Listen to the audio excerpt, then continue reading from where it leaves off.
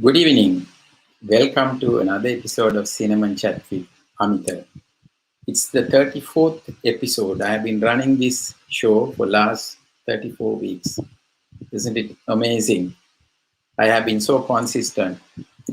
And let me talk about this show a little bit. A few months ago, maybe 34 weeks ago precisely, I got hold of LinkedIn Live feature, and then I did 1 or 2 weeks all by myself. And then I realized in order to add value, it's important that I bring an expert into the show and then share value with, now I have 14,000 plus connections. Those are my relationships. Those are my, I would say, it's my LinkedIn family.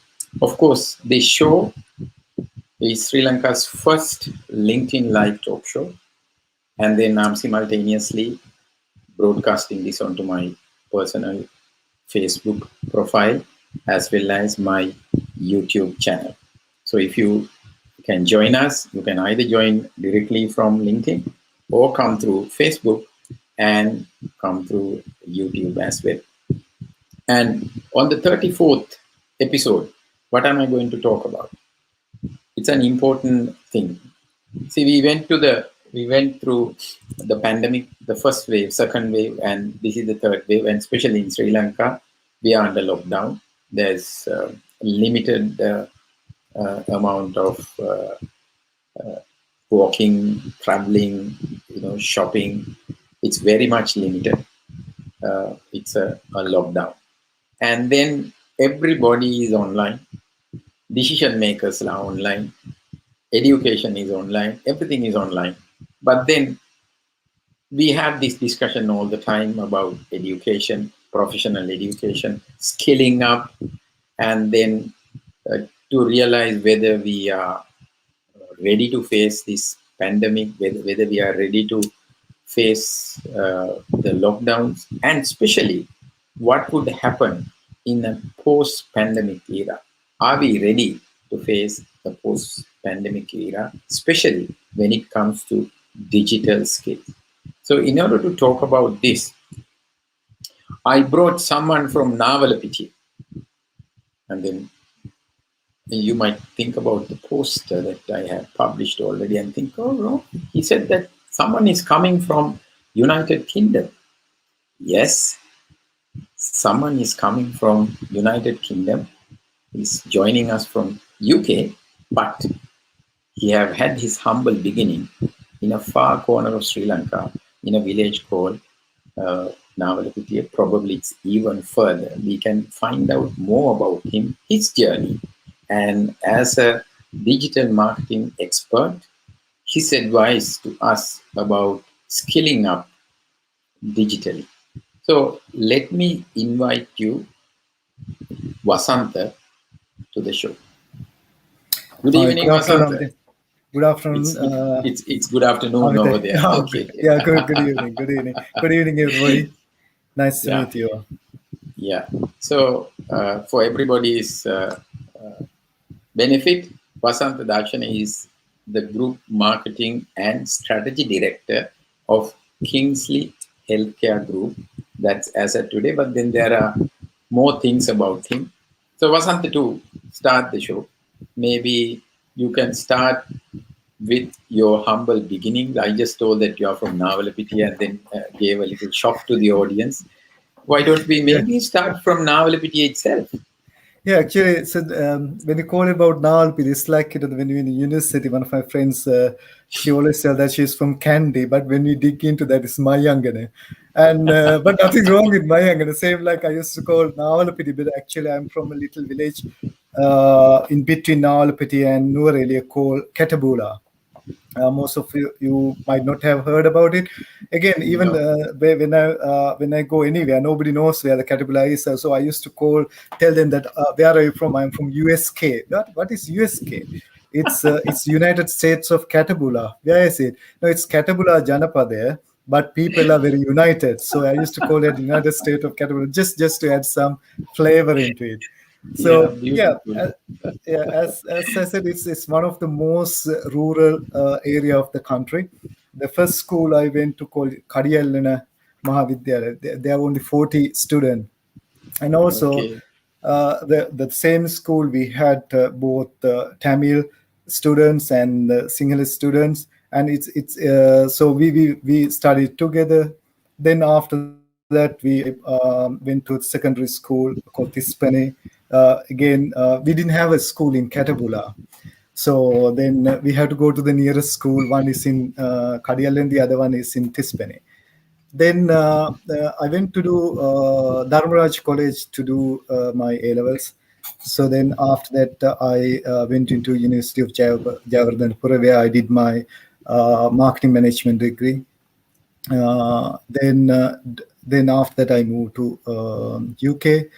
Before that, then after I finished my actually when I was in my university, I had no, not university, when I was in doing my A levels, I had the great sort of opportunity to meet Professor V.K. Samaranayaka. From that early, it's the father of computer science in Sri Lanka, you call it, and some of you young people might not know him, but so he is a great inspiration. So it was an opportunity at that time itself, that sort of, he gave me the, like, to the import. I understood the importance of technology from him, and he's then I had few opportunities. So then we are that time we had called Center for Information Technology, which is called Syntex, part of Columbia University. Yeah. And he gave me a bus with 5 computers to learn and teach computer science to my village people. So I learned the computer for the first time from Dharmaraj College, but I went back to my village on Saturdays and Sundays, and I taught my teachers and my colleagues computer science using that bus. He gave me for 3 months, which was great. And that's how Wow. I went into technology. So from that time onward, even if I was in marketing, I saw the great potential in the digital or the computer science. And one of the things, again, I had the chance to meet Ranil Vikramasinghe, and he was talking about getting internet line to Sri Lanka. Uh, it's by chance. I don't have any connection. So then it's from the first time in Sri Lanka on CMEVE, part of the South Asia and Middle East and Australia, that line. He was talking about how to get the internet connection to Sri Lanka. Those sort of things sort of inspire me. I thought I want to be in the business side. At the same time, I thought it's good to be in touch with the IT side. So passion was there for me from the beginning. So when I did just after doing the A levels, then I want to do a computer course. So then my father couldn't afford, but we somehow managed to pay for the course. So then I did a course at informatics, Candy. In Candy. Candy. So where I met one of my great guru called Gamini Hettiarchi. He used to be he used to be the CEO of IDM. I don't know, you have, I think Yeah. IDM is still there. Yeah. So Yeah. he That's was where that's where we learn our things. yeah. So informatics was before that. Informatics, that time informatics was the Sri Lanka's largest IT company. So then where I studied IT. Then after that, then I became a computer instructor of informatics. Then I moved when I started university. I did a part-time computer instructing at informatics. So but I never stopped learning and working. So just after the A levels, I always did studying as well as some sort of profession. So then I advanced my career. Then from informatics, I worked with Abans, and we in Abans we set up a strategic alliance with the Tata Consulting Service, India, and we set up a different company for Vantage Limited, where we develop software, and also we train the professionals on IT. Again, then I have trained more than around, I think I would say around 10,000 professionals in Sri Lanka, mainly banking sector. So that time, you're talking about like 1996 time, between 1996 and 2003. Between that period, mainly I taught them basically office packages, basic computer, and Visual Foxtrot. I don't know if you have heard about, and Visual Basic, those sort of things. So yeah, that's why then as part of then I did various like I worked with another Australian company introduced a new accounting package in Sri Lanka called Attache, Okay. early 2000. So during that time, I had opportunity to train one of the CEOs in UK CEO. He was in holiday in Sri Lanka. Then one of my friends in informatics told me to do some IT training. So then that time that he told me that Pasanta, I think I have a small company, but I want to take it to the next level. So I'm looking for somebody who is good at business and IT. I think you are the perfect person. So he invited me to come here. So that was when I was in university. So then I didn't want to come here. Then, but next year also when he came for holiday, he asked me to come. Then just after I finished my final exam, I came over here in 2004. So that's how Okay. I joined Kingsley, and Kingsley So this actually. is the journey from Navalapitiya to the UK. Yeah. Yes, yes, So yes. yeah. Okay. We have few of our friends joining. We have Derek Fernandez. All the best, Amita. Thank you. And then we have one of the video strategists joining, Chatushka. Exciting topic. Let's do this. We have uh, Tamik, another young entrepreneur joining from Panadura Kalutara side. And then we have, Rahman, waiting for new Amitas. Let's have this season, please. Okay. We have Callum, who comes here on a weekly basis. Thank you, Callum, for coming and encouraging us. And then uh, we have Ahmed Hanan. I'll, we have few more comments from him. This is interesting. He says, I'm from Navalapitiya too. Mhm. And then he says, my father was the principal at Kadiyana Lena Kanishta Vidyalaya. Wow, it's a small word. It's a small Ahmad, world. I would love to connect you on LinkedIn or where of the place, and I would like to connect you. It would be really great. Yeah. So Yeah. what a small world. And then I'm so Yes. happy to see that, I don't know whether you have learned from his father. Uh, Yeah, you yeah, know, quite a long time ago. Then I can't vaguely can remember. I was there. I can't remember. I think 1988 till yeah. 1990. The Yeah. can't remember 1992 or something. Yeah. Okay. So quite a long time ago.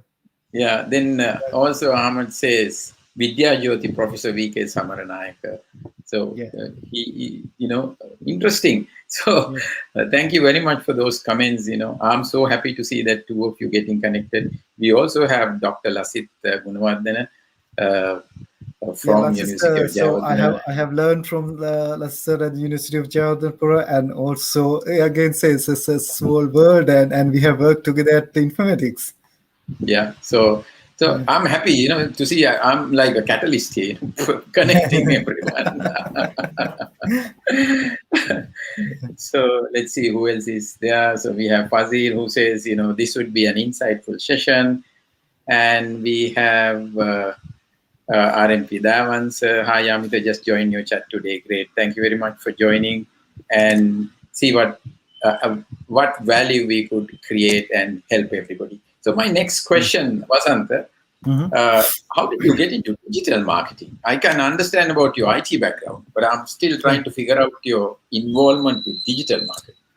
Yeah, it's basically as I said, like the my passion for marketing is all has always been there. At the same time, my passion for technology side of it, and also I'm a continuous learner. one of the things in Kinsley also, what I thought always when I've seen Tata Consult Service, Vantage, and Informatics everywhere, I always thought about how we can provide solution to the business. We are here to do a job, but actually not to do a job. We are here to provide solutions to the society and for the organization. Then how we can do? So then again, I thought that then we can do anything. It's not about digital marketing. Anything you can do productively using technology. Yeah. That sort of things early stage I got it. So when it comes to marketing also, I have been always using like various technologies. I was curious to know how the technology work, how we can make use of it, and how can digitize the work. And one of the other things I'm quite experience and my passion is process improvement.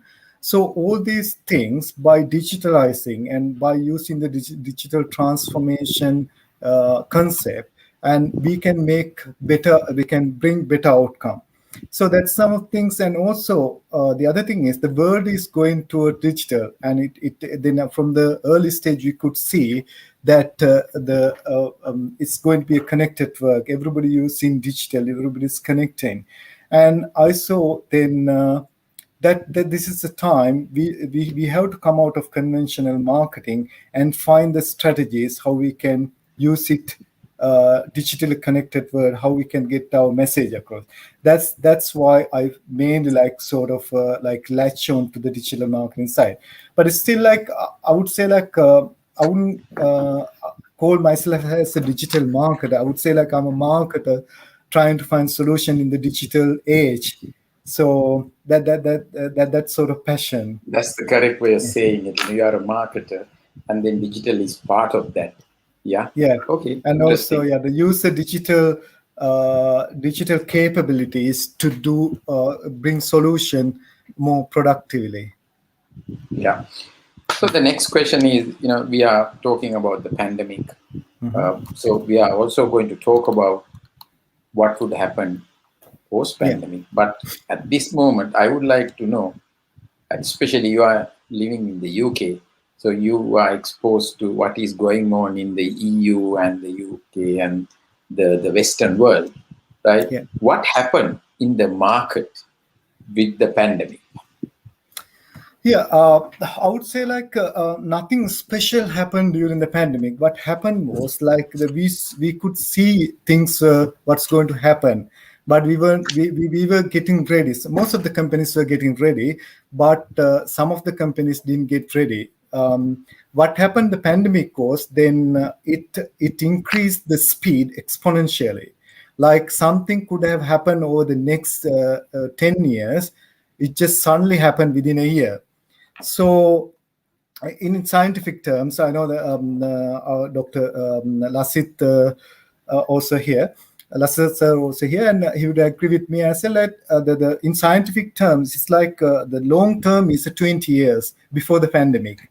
So if you look at like if you think about anything happen before 20 years, something different. Again, after another 20 is going to be different. But what pandemic did was this 20 years shrink into less than 10 years. I would say like even very, very small amount. Like take, for example, a couple of years ago,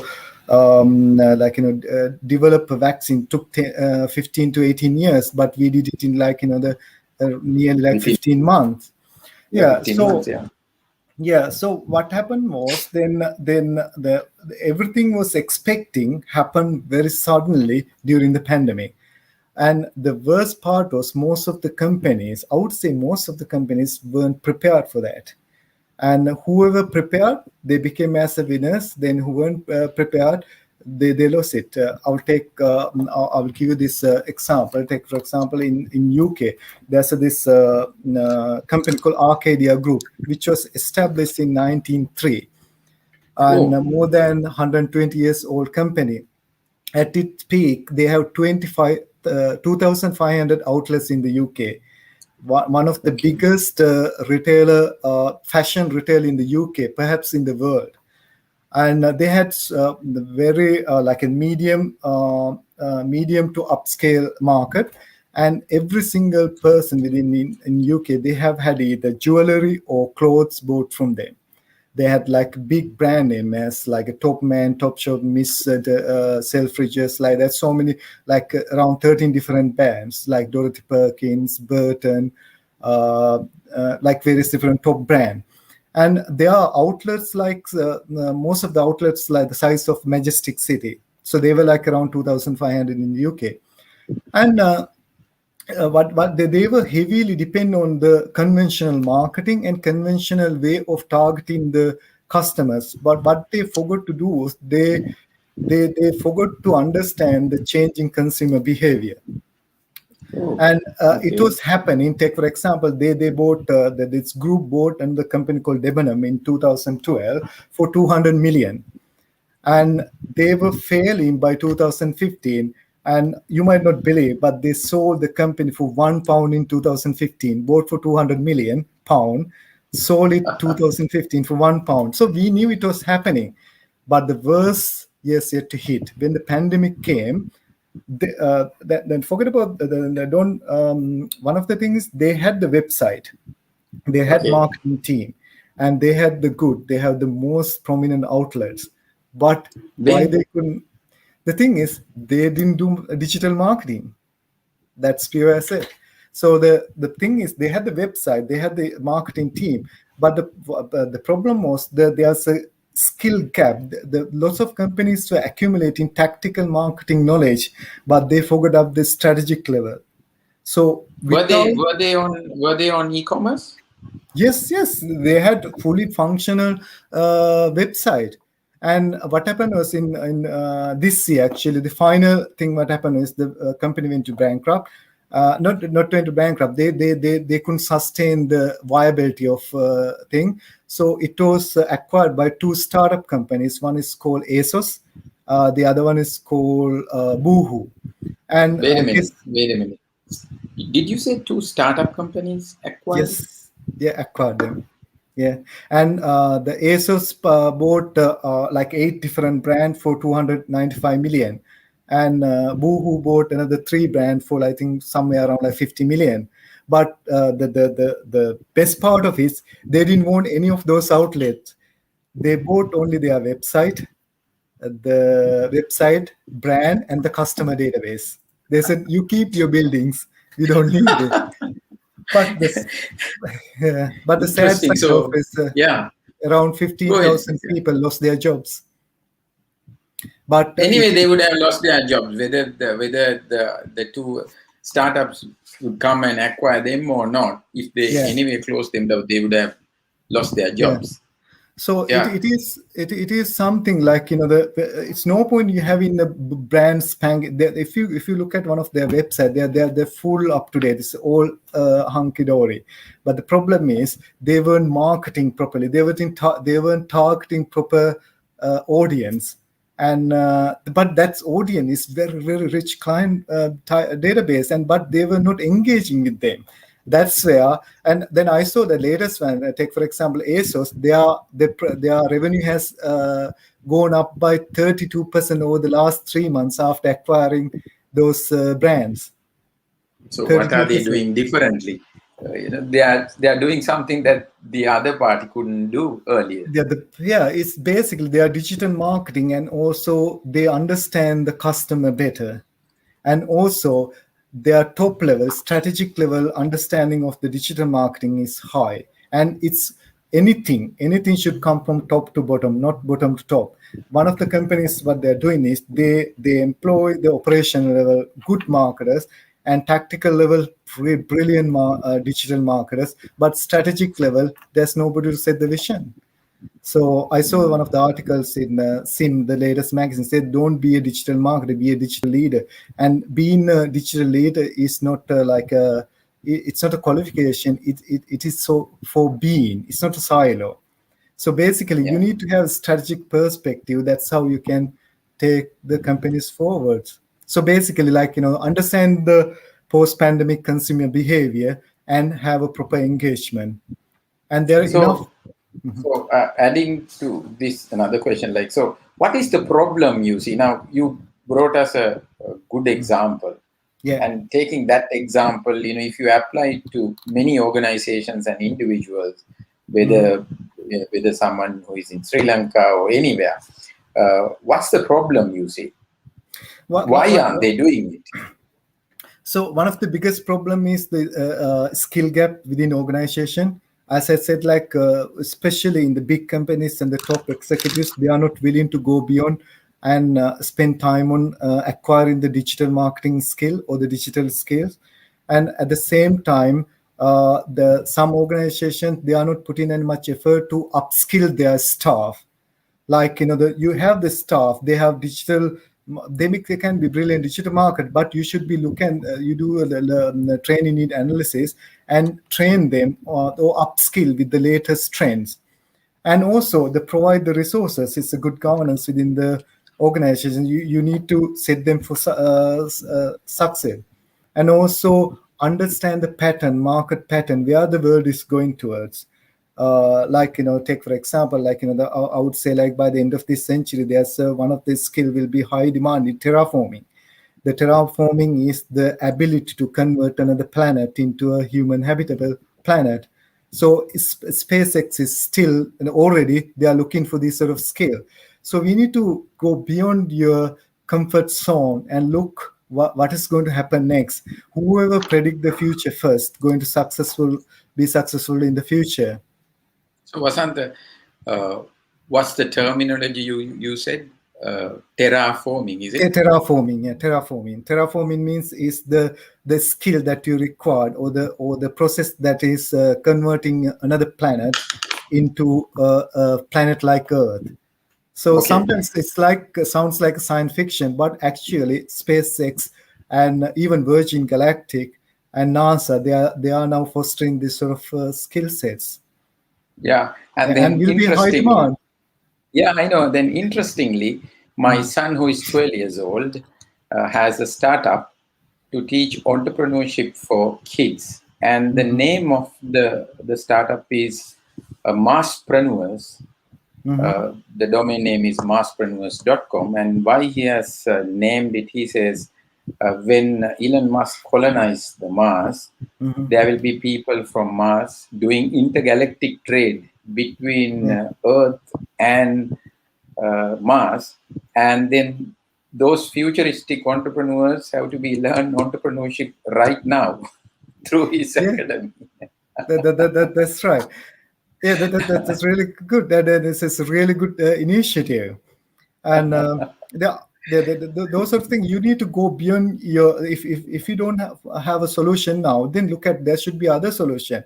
Take for example, I was listening to this Professor Jordan Peterson, and about the climate Change. problem. Nobody Yeah. knows how to fix this problem. The latest research shows the only way to fix this problem, every single citizen or every single person in the planet have to have a minimum of 5,000 US dollars per capita income. That's the only way, because by having that income, people will spend time to care about their environment. But if they are poor, they don't have to have time. That's the only solution so far. Yeah, So they are busy. They're so if busy you, no, earning money. yeah, I know. So then the thing is, if that's not the solution, then let's find maybe okay, perhaps you might be able to colonize Mars. It's a solution. So now it's a take for example, like now yesterday I think China they launched their first space mission. Now there's a fight as now the expanding the authority on the space has begun. Yeah, they want So to colonize even the moon. yes, yes, that's right. Yeah. So the thing is, like, you have to think like beyond your comfort zone and prepare to change. It's mainly to the ability to change, as Charles Darwin says. Yeah. So my next question is, you are Mhm. talking about skilling up. How do you propose for people to skill up? See, we now looking at Sri Lanka, we have a Yeah, pandemic. You know, my kid has not gone to school for now. It's just past 1 year, 1 year and 2 months. He's at home. yeah. So there are limitations. So what is your proposal? What do you suggest? I would say, like, the different countries have adapted different technologies for this one. At the moment, the best solution is online education, because that's the solution we have. So, especially when it comes to primary education, it's not going to be a long-term fix for primary and secondary education through online education, but it is a good supplementary solution. Take for example, like say your son or my son, if they go to the school, they learn from their own teachers. But if you have like online education, you can learn from people from different part of the world. So then it's enrich students' creativity and everything. Having said that, they need to have like a learning environment. I do understand. However, so that is the primary and secondary education. Especially, I think the children need that connectivity. So I would suggest like it's going to be like after the pandemic. Previous it was more physical classroom, but I would imagine like after the pandemic there will be a hybrid learning model. Take for example, your teachers will teach children various subjects, and also they might bring a specialist like what you are doing now. You might bring a specialist. I'm not calling myself a specialist. What I'm saying is the teachers will decide to bring a specialist from America, somebody from I don't know, from NASA. So from Finland. from yeah, anywhere, yeah, Finland. yeah, and also things like that. Take for and also like like when you were doing our history, we want to go and see other places, but now there are like I looked like the Google virtual tourist program. Basically, you can Yeah. connect a virtual tourists, and we can ask what's called one of them to show the Pancham Havil, or what you call it, to Yeah. the students. So then they have a real time experience, and you can, if they want to explore Venice, then we can get one of the tourists from Venice. They will do a virtual tour. So there are so much opportunities. But again, the way but to make use of these opportunities, a government and also policymakers and also the whole the environment need to give the support. So that way, I think I see sort of it as a hybrid model learning environment after the pandemic. Yeah. Yeah. So yeah. So at least for primary and secondary education, we can go on like this. But then ideally, it would be a kind of a hybrid model is more Yeah. suitable. Yeah. Yes. So Yeah. my next question, like you also covered, about the online education and online skilling along with the same question. What do you think about the professional education? Yeah. Professional education. That's a good question. I think. Professional education is online education is going to be the way forward. I'll give you a couple of examples. Take for example, when you were in I have studies as I said, like in various different universities, from University of Jawaharlal to the University of Oxford, and and also like I have studies in 8 different universities, and I have various different, and both online and offline, or the physical. And if I get my experience about the Jawaharlal University, I had a great learning experience. However, the learning environment was physical, which is good. That time, I can't compare like 20 years ago with now. As I said, it's a complete shift. But the thing is, then I had the opportunity to mix with my Sri Lankan tutors and my colleagues and everybody. I know the environment. However, now, like again, like when you go to like I did one of the CIO program at University of Oxford. There were like we had like students from mainly professionals from like 47 countries. But one of the last one I did was the fintech program at Oxford, which is an online one. So where we had like students from around 97 countries, and then also the lecturers or the instructors from like around like 20 different countries. And so the amount of exposure you gain is enormous. And also we were divided into like groups, like we did everything online group. My group, I had they specifically did that. My group had like 10 different professionals from 10 different countries, and I had the opportunity to work on this project. Someone was from Airbus, another one from like I can't remember, like I think Virgin Atlantic, like various different companies. So the online collaboration is very, very Strong. high. So also like the companies like Google, Facebook, and Microsoft, their main the strategy is like they believe, and also I personally believe, the digital marketing landscape or the digital landscape has been shaped, and also in the future will be shaped by the people who are curious, who are innovative, and who are collaborative. Collaboration is the main thing. Even before the pandemic, 60% of the work done through online collaboration in big tech giants such as Google, Facebook, and Microsoft.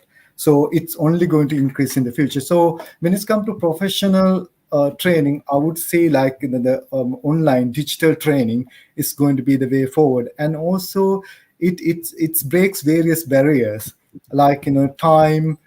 You need to travel, and also the physical location, and also like world is going towards like what's called like the environment friendly society. So then lots of some entrepreneur, they don't want to fly from one country to another country. So if you can have the same education in online, that's good. And also especially when it comes to digital marketing, it's good to learn online, because you learn online, then you already have battled, gone through all the difficulties, all the experiences, all the positivity of that online experience. So then you haven't learned in a physical environment trying to deliver things in digitally. No, you have learned digitally, then you can deliver digitally as well.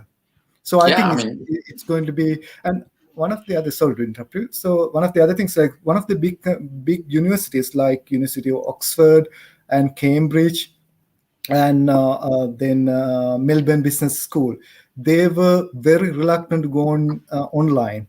From some of my contacts were telling me, and they were hesitant to go because they want to maintain that standard. But they were the first to launch online. They call it executive education program. More than any other university, they have most number of executive education program online because they saw true. the potential. Yeah. Yeah, and then as you said, it breaks the barriers. And then look at this now. At this moment, you are sitting in the UK, and I'm sitting here in Sri Lanka, and then we are creating value for Yeah. an audience joining, from this part of the world, and Hmm. and this is what the professional education would eventually do. This kind of environment. Exactly. Yeah. Yeah. So my next question. So, Mhm. as a digital marketing expert or marketing expert with a digital background, uh, what skills do you see that would be important in the future in terms of digital skills? But before that, now we have two more people who have Yeah. joined us. We have Purna. Jasundra, hi. Purna. Hi, Amita. This is a very useful discussion. Thank you for arranging this. Yeah, I mean, I need to thank Vasanta for joining all the way from UKV. I mean, bringing a guest into this show is not easy. We had to prepare, we had to look at the questions, the timing, lighting, sound, the system. So I had to get connected with him before at least one day before. So there's so much of preparation. And then happy to say, Vasanta, whoever I have invited so far have never said no, and they are more than happy to come and generously contribute. That's something great. You have started your life from Navalapiti, and then you have gone there. And when I said, would you like to come and share your knowledge, and you were more than happy to do it. I know Someone it's who a has precious, taken, and sharing yeah, is caring. someone who has taken a bus with Yeah. 15 computers to the village to teach. So obviously Yeah. you have that passion towards sharing and caring. Yeah. Yeah. Uh, and we also have Krishanta Tisera joining from YouTube. Interesting topic. Thank you, Krishanta. He's into IT again. Mhm. Uh, so the question that I ask you is about what's going to be uh, the future demanded digital skills. Yeah. So digital skills wise, there are few things that we need to keep in mind, and one of the main thing as because maybe I'm a bit biased because I'm the marketing side, but digital marketing going to be one of the biggest skill that everybody expect will be expected to have. The reason what I'm saying is basically when this especially pandemic came and everybody had to, they didn't have an option, they all doctors, lawyers, teachers, everybody, they had to sell their products or the services through digitally or online. And then one of the things happened was, then as I said, that most of people, they had what you call the website, but the thing is they didn't know how to promote it. And one of the other barriers was then there's a things like sometimes like if you want to be in the digital marketing, if you want to develop an e-commerce website, so you don't develop the website and think how to market. So you need, yeah, first you need to think about what is our audience and how we are going to market, then how we are going to develop our website. So one of So, the few barriers lots of people had was then they had so website. Vasanta, your customers first, and then come the website. Not Yes. that you develop the website and think about your customers. No, and also then not that you develop the website and think how to market it. It has to be integrated, holistic approach. Like Yeah. one of the then when it comes to like one of the, as I said, like the digital marketing, one of the skills. So you should, if you know the digital marketing skills, if you have that, then even if you have any business, you can provide that support. Like if you are like a one business owner, small business owner, then if you know digital marketing, you can guide your developer how to develop the website, what's your outcome, because you're the entrepreneur, you should be able to detect. Otherwise you don't tell them, okay, do a website for me to sell this one. It doesn't work, it's not going to work that way. And so digital marketing, one of the biggest thing, as I said, like Outside yeah, outside digital yeah. marketing, any other digital skills? Yeah. So the other things are like technology skills, mainly like according to World Economic Forum. I think recently I saw that there's like across the world they expect all the companies 54% of staff need to be upskilled on various digital skills. One of the biggest areas, data analytics side. You call it data scientist. If we the so what's called Python data analysis is one of the, it's like gold dust in Europe and in America. So if you have like a Python data analysis skill, it's like gold dust. Especially like I was looking at some of like in LinkedIn, there are top 10 jobs categories are digital marketing, data scientist, artificial intelligence, machine learning, and they are those are like top five. And also like the other one is Oh. digital creative skills such as the ability to use Adobe suites like Canva, that sort of one. The next one is what's called digital management capabilities. Again, this is come to the online collaboration. Like if you're doing digital marketing or any project, everything done be online and digitally. So in that case, you should have like digital management skills, and also like digital project management tool skills, such as there are various tools like one of the best one we use in our office as called Monday.com. Very Hmm. great tool, but it's like high end of the market, very expensive.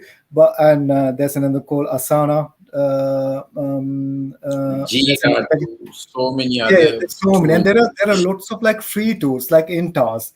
So then ability to use that one, and also not only the ability, then sort of like how you use those tools. That's another skill. And the soft skills such as adaptability and the creativity. So adaptability, I would say, like one of the biggest things. Like even especially in like the, if you are applying for C-level position, they will do a psychometric test to check your adaptability. So that's one of the biggest thing.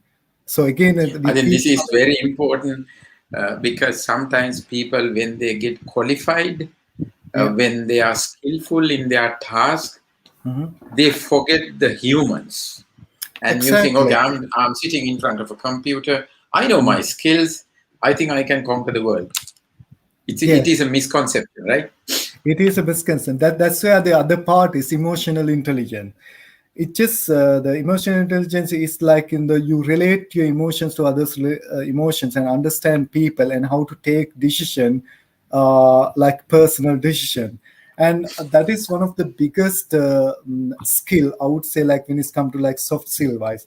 And also like people like Yuval Harari, and they are he's saying that the AI and emotional intelligence is two of the two subjects that we must teach in primary education and secondary education. So they those two subjects must be added to the subject in primary education, especially the emotional intelligence. It is a must. One thing we are really lacking at the moment across the world, not only in Sri Lanka or America or UK, everywhere it is lacking. So that lots of companies, they are putting an effort to foster this and give that skill set. But sometimes in your later, like it's easy to give that knowledge when you are young, the early Yeah, as possible. early Yeah. as possible. Yeah, And interesting. This is moving into some interesting areas. You want to one add anything else into that? Yeah, one other skill I would say, like one of the biggest thing, the other one is security proficiency. So Oh, remember, we are going to be in digital world. The one of the threat. Then I think I was telling Amita earlier as well. In you UK are not having referring like to Amita Gamage here. You no, are you, referring you, to you, you, Amita you. Amar. No, Yeah, to it's you. me. Like previously, I think one of the conversation I mentioned that I have been in here like 20 years. Over the last 15 years, I contacted my bank only on two occasions. Either Yes, you the told me. first occasion is the bank has made a mistake. Second occasion is I have made a mistake. Otherwise, I've never called the bank or I don't visit. But there's another third point is I feel like somebody has hacked into my account. Okay. So at the moment, it's not all about the financial. People can hack into like various systems, like the universities.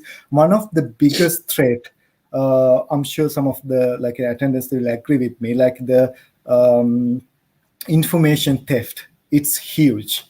It's huge. Vasanta, if And I'm not mistaken, maybe 1 or 2 years back, national hospitals in the UK, yeah, yeah, there was a ransomware, right? yeah. So Yeah. that's actually that's a good example. That's actually, how do I say it? I would call it an ID10T error. Okay. So I don't know whether you have come across ID10T error. Just write it ID10T. So what does it mean? Is then maybe people can search what is ID10T error mean. So basically, what it happened was basically National Health Services is a huge organization, and but they had very sophisticated system, but they were using very old technology. They didn't put an effort to upgrade even the patch.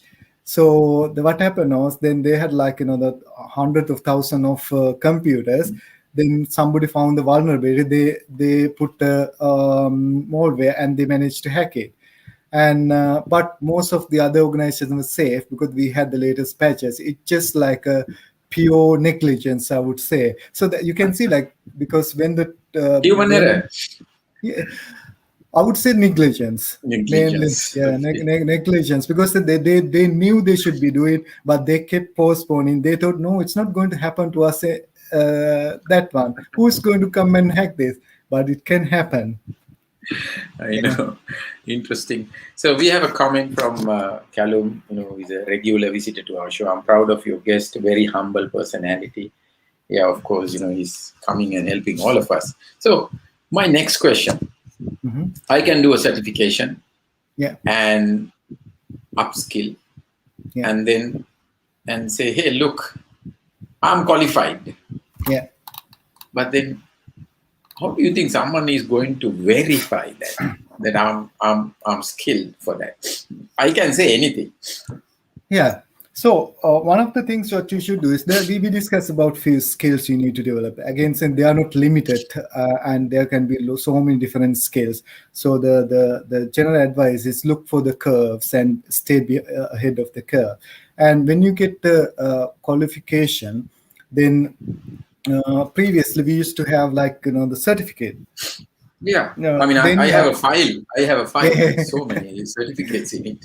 certificates, and I have every single one of my certificates laminated and keep it. But in Tell my me whole about it. and We the are thing from is, that era. the problem is I never got the opportunity to show my certificate because nobody look at my certificate. And one of the problem is I have always been headhunted and applied. So then they didn't. I would say like yeah, so but anyway, it is important to verify your certificates. And one way it's sad You that said we have, verify. You yeah, use the word verify. verify. Basically, thing is now. I looked at like LinkedIn research. What they're saying is for up to 40% of it's quite massive amount. Up to 40% of people lie on their LinkedIn profile, Oh and my God. employees know that. Employers know that. The community know that. And the thing is, then they have a, like the very very sometimes like it's like some people put like they have been to say like Cambridge. Actually, when you dig into that, they have gone for a visit, their trip to Cambridge. So the thing is, no, honestly, these are real. They are not like the Yeah, yeah, yeah. I stories. know. One of my friends These are told. facts. These are fact. So the thing is, sometimes when you look at the things, it's people platforms like LinkedIn, people used to believe it. And that's why now the LinkedIn is changing. They are sort of, you can see that sometimes when you log on, you say, okay, tell me if you want to have a question about digital skill, who to go. So LinkedIn, you say that, but let me check from your community what they talk about you. But at the moment, Yes. because that's all been fed into their AI system, but still the LinkedIn doesn't provide any verification service. No. And it has been a massive problem, especially like top tech, especially like technology companies. It's a massive problem. This has been identified. And the other thing was, other problem is like Facebook has their owning verification platform or the certification platform. Microsoft has a different one, and different organizations have different one. So when somebody come with certificate, how do you scale this one? So how do you know that the Facebook certificate is comparable with the Microsoft one? So there are quite lots of, and it drives quite inefficiency within the talent network. So because of that, then there are various ways were looked at the It's a skill big problem. verification. Yeah, Yeah. it's a problem. And one of the companies, the Lumina Foundation, world-based organization, to the first time come up with a strategy to address this problem. Lumina Foundation, they have developed a 8-level credential certification program. And also then this credential to verify, there's a platform called Open Batch platform developed by ISM Global. So then various companies started developing platform like Amazon for the e-commerce market. So then there are few organizations like Credly and Accredible and various different organizations. They provide this digital verification program. One of those solution we introduced in Sri Lanka for Epidem, which is in collaboration with Credly, which is So Credly is Amita the is Asia Pacific Institute of Digital Marketing for yes, their yeah, digital marketing certificates. the certificate. And also then I did the project management for that. I took the lead in introducing this one. In this way, then we because we want to create an ecosystem where everybody will benefit. So what we did was we developed a comprehensive digital credential platform to for others also can learn and implement that sort of thing. Our credential programs in line with Lumina Foundation principles, as well as it's compatible with ISM version 2 platform. And we expect, we hope like in the future, like other universities and other training providers also come to the same platform. So where we will have a comprehensive ecosystem. Everybody's credential will be verified. It's sort of like in like countries like UK, we have something called open banking system. What does it mean is basically if I have two accounts in two different banks, I need to have one app. So then if I have HSBC in Standard Chartered, if I download HSBC, I can see all the credit card, all the bank's account and everything. Not only that, that's linked to the HMRC as well. So HMRC can see how much I'm getting paid, and they know what to deduct from. It is sort of, I see like world is driving towards more transferable and ethical and connected world. There everything going to be very very transferable. There won't be like shortcuts or like the it has to be very very uh, everybody should be able to verify that sort of things I'm thinking. Yeah. So my next question is, okay, you get your, let's say in my case, I will Mhm. ask connecting this to Asia Pacific Institute of Digital Yes. Marketing. They have a number one digital marketing certification and qualification organization. I can get a qualification, and my certification will be verified. My qualification will be verified by Credly. So my Yeah. question is, can someone fake it? Uh, some digital badges they can, but not the Epidem. So the reason being, we have then the Epidem we have additional security, which is it's blockchain enabled. So basically, when you publish it into blockchain, it's nobody can change it. The chances of changing is next to nothing. You can't change, and so it's been verified by blockchain means it's impossible to do that. Nobody has ever been able to change the record of blockchain verification. Wasn't I? You didn't get the question right. In the sense, Sorry. when I say fake it, can Yeah. I just show a badge in my social profile and say, hey, look, I'm qualified. Yeah, that's one of the things I know. Then maybe like I have been working with Epidem, Asia Pacific Institute of Digital Marketing, and when we introduced this digital credential, we came across some. They have like say so in like digital badges, but actually when you look at that, they're just like a digital image, like but they consider as it as a digital badge, but actually that's not a digital badge. If it's a digital badge, if you add it into your like say to your website or to your email signature, you should be able to click. Then it should go to a blockchain based platform. It should give you the JSON file or the verification confirmation. But if you click Okay. on one of those links, you don't get anywhere. So the thing is Oh, then, but that's a bit of a frustration, Amita, I must mention. The thing is. I will tell you a good story about it. It's from Silicon Valley. I don't know whether you have come across another company called Theranos. This is a very, very fascinating story. this is Theranos, about this founder lady who faked yes, things. Elizabeth Holmes, yeah. Yeah, So, Elizabeth story. Yes. the Silicon Valley, everybody knows the biggest strategy Silicon Valley is fake it till you make it. Yeah. I So mean, it everybody does. Microsoft has done it. Google has done it. Facebook is doing it, and lots of people there. And investors knows that as well. But Theranos, the Elizabeth Holmes, Stanford dropout, she was 19 when she set up this company, and she took this into the next level. So her main strategy was fake it till make it, and she started in 2000, and she managed to raise. She gave the investors false information, and by 2012, she managed to raise 700 million via venture capitals and private investors, and they moved their head office to Facebook former headquarters, and a company was valued at 10 billion in 2015 by Fortune magazine. I still have that, and when I saw that, I still remember the photo of her saying that this CEO is after your blood, and yes. I kept it to show it to my son as well. But next year, her valuation came down to zero because she made the thing. She became the world's first youngest self-made billionaire.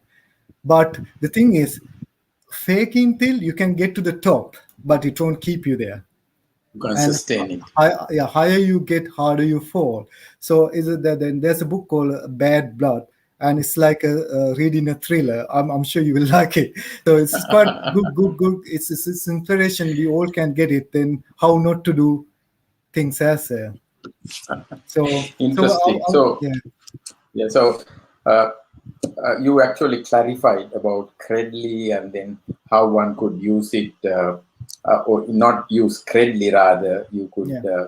fake and use a fake badge and tell the world, look, I'm certified on a particular skill, but then you can't fake it all the time. Yeah, Yeah. one of the other things I wanted to mention, like one of the reason, like there are like free digital badging platform as well. The reason why I recommended to Epidem and went ahead with Credit. Credit is the world's largest digital platform, like from Facebook to SIM to University of Oxford, Cambridge. They all are in the platform, and not only that, it connects it's going to be the next stage of LinkedIn. The people are Oh, still not aware of it. Uh, I won't be surprised at some stage LinkedIn and Credly will be merged.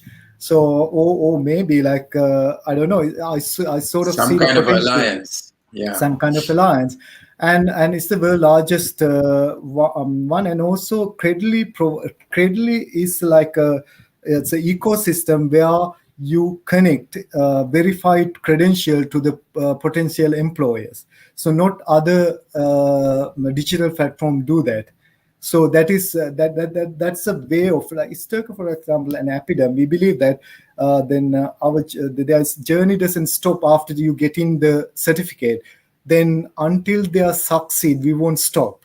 We want to make sure that we, after they're getting their qualification, we want to add value to their qualification along the way until they are successful or Yeah. beyond that. So we Interesting. keep adding. This Yeah. is sort of a way we are adding their value to make sure that they get hired quickly.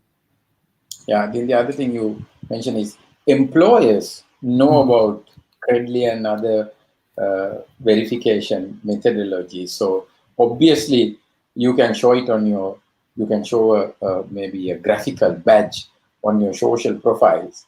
Yeah. Maybe I will believe it, but if there's an employer, a potential employer is not going to easily take it. They are going to properly verify it. Yeah. So one of the other things is, like, this platform like Credly, they are now can integrate it with any most of the world most available learning platform like LMS, like Moodle and things, and also they can be linked to the ATS application tracking systems. So basically, like, especially like if you put a CV for, say, for like multinational company for the C level. So when you go to the tracking system, then application tracking system automatically verify via Credly whether your certification is valid. So if you don't have a Credly certification, it's more likely your certification won't go to the next level. So Yeah. it's like you're thinking a little bit ahead of. Take for example, even in the UK and US, this is still like emerging. It's like you're talking about Facebook in 2004, that sort Yeah. of situation. So it takes time, but now itself you get into the take for example, I had my first digital badge in 2012. So Oh, it's a different platform now, that called Accredible. So that's part of the Pearson group. That's what merged into Credly later on.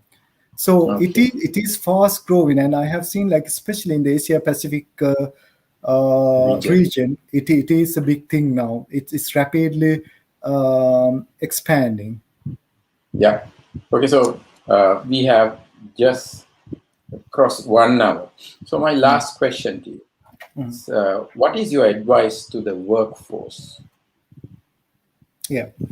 So the my advice to the workforce is, like, again, that's coming to the same thing. One of the biggest thing is understand the changing consumer behavior, especially if you are targeting something post pandemic. Then don't stay in the pre-pandemic era. Come to the post pandemic. Get into real life and predict. And also, like, if you are building, especially if you are like startup, then think like you are building a religion, and think about every single detail and how things affecting the whole ecosystem. And also the one of the thing is, especially in the workplace, you need to build up an open mind and also growth mindset. So especially like if you need to grow, you need to lift the people below you. That's the way you can progress. Like if you didn't help the people depend on you, then you never progress. You'll be still there. Don't be afraid to upskill your staff. That's the number one. Upskill. Like Richard Branson said that, we will train you good enough so So well, you can leave the yes. job, but we will look after you so well you do never want to leave. True. That's the thing. So the thing, and find out those sort of skill. There are a few skill, but not all skill you need to organization. But the strategic level and the technical level, they need to look at what skill required for you and what is the best place to acquire that knowledge.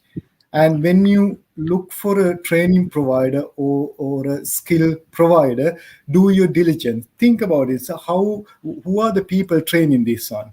And they can be talk the talk, can they walk the walk, and what credential they have, then they say that, that they are accredited. Actually they are accredited. So now one of the I don't know whether I have time. Sorry, Yeah, you can Amita. take about 1 or 2 minutes. Yeah. It's okay. Yeah, okay. One of the example I'll tell you. One of the things like one of my one of my relatives' daughter contacted me and she want to join to do some sort of course. It's English course or something, and she said that it is accredited by UK company. So I said send me the details.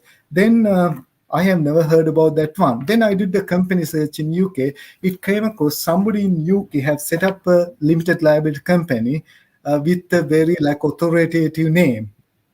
Oh, Actually, yeah. there's one single person, but they are promoting Sri Lanka, saying this is we are UK accredited. But there's nobody. It's not an organization. It's just in UK within like 30 minutes you can set up a company if you are a UK citizen. So then that's what he has done. So then but the thing is, then what I'm saying is there's no then do your diligence. Make sure you are connected to the right person to give you the advice, and Yeah. that's the thing. Yeah. Yeah. Okay. So let me also, he just baked the cake. I'll make the icing. So me as a personal branding Mhm. strategist, then of course you as an employee or potential employee, you skill up, but then do your personal branding. Talk about your skills. Talk about how you could add value to somebody. That rather than saying hire me, Mhm. show why somebody should be hiring you. Showcase your skills in terms of an article, a video, show your project. The world will come to you and hire you. Wasn't you agree with me? Totally. One of the things actually, this is I think you can more than me. I think you can add into this one. Basically, one of the things you identify skill, you acquire skill. What's the point having that if you are not showcasing it? So Exactly. the biggest puzzle in all this thing is the personal branding, especially if you are hoping to progress in your career, if you are looking for like the get your name out, get exposed to potential employers. So the personal brand is very important. Maybe something you can add, how we can how can have this sort of strategy. Even I can learn from you. I run once in a blue moon, once in 2 months, I run a solo session, or I bring my 12-year-old son who is also a good personal branding executor, and then we Yeah. talk about how to use maybe LinkedIn to use your personal branding, how to use your mobile phone, how to make a video, and then showcase what skills you have. So those things Mhm. we talk about it. So I would like to thank Vasant. You have a busy life schedule, your professional life, personal life, but then you still said yes. As somebody said, as Callum said, you are a very humble professional who Thank said you. yes, and then you came to the show and share your experience, and then amazing examples that you brought in. I think everybody learned. And then my plan is to bring people like you to the show and create more value to more than 16,000 plus connections, relationships that I have here. Yeah. So next week also we are planning to bring in an expert and then talk about a specific topic. Join me from LinkedIn, Facebook, and YouTube. Share this video with a friend of yours, someone who would use it, someone who is planning to learn digital skills. I think we all could learn, progress, and help each other. And lastly, we have Rishan who says, great session, thank you. And then we also have Minuka who says, thank you, very insightful session. So, Vasanta, I hope you don't have much of lockdowns over there, unlike us. Not really. We have sort of a lockdown, but I'm in healthcare. We have been working through the pandemic. The lockdown is mainly for the leisure side of it. But we are okay. We are progressing quite well with our vaccination program. I think this will be the last of our restrictions. So hopefully, we are looking forward to the summer. It's meant to be summer, but it's raining here. Raining here, even here it's raining. So thank you very much, Vasanta. So No thank you problem. very much, everybody who joined us. This is your host signing off for today. And please stick to the government and health regulation and instructions. And stay safe and good night. Good night, Amita. Good night, everyone. Thank you, man. Thank you for having me. Pleasure.